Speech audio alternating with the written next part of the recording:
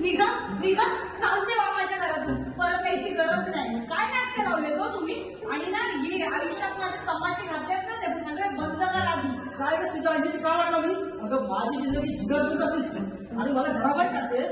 रक्त बापाचं आणि मी नाटकं लावली, तू रोज तमाशा त्याचं काय?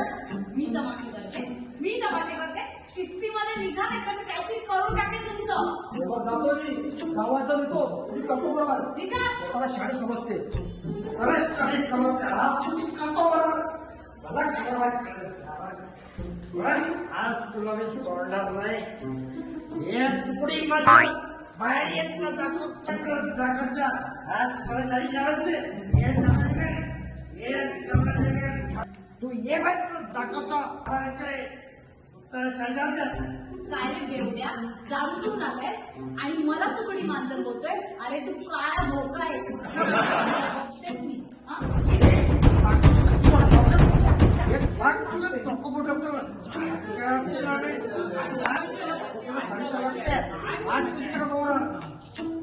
अहो इथे सभ्य माणसांची वस्ती आहे, तुम्हाला समजते की नाही? तुम्ही समंजस माणसं आहेत, त्यांना समजून घ्या ना एकमेकांना. आजूबाजूला आजारी माणसं आहेत, अभ्यास करणारे विद्यार्थी आहेत, कामावरून थकलेली माणसं आहेत, त्यांना झोपायला देणार नाही का तुम्ही?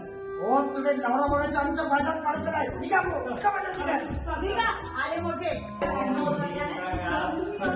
नाहीये. आज एखादा जण रोजा पाठणार नव्हते आणि आम्हाला पोलीस स्टेशन पाठवून करावं लागलं. आता आपण काय करू? इथेच वस्तू राहून बघू आपण काय चाललंय ते. हं? आपल्याला मोठ्या ब्लॉकमध्ये शॉपिंग जाऊया. 30,000ची तुम्हाला शॉपिंग करायला आहे. आणि ना आपल्या जेवायला 5 स्टार हॉटेलमध्ये जाऊया.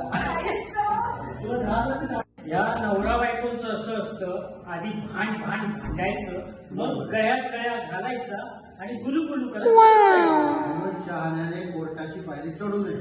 आणि दुसऱ्या शहाण्याने हे नवरा बायकोचं झेंगट अंगावर घेऊ नये. अगदी बरोबर आहे. अहो हे दिवसभर भांडा, रात्री बेडवर चंद्र उशाला घेऊन झोपतात आणि म्हणतात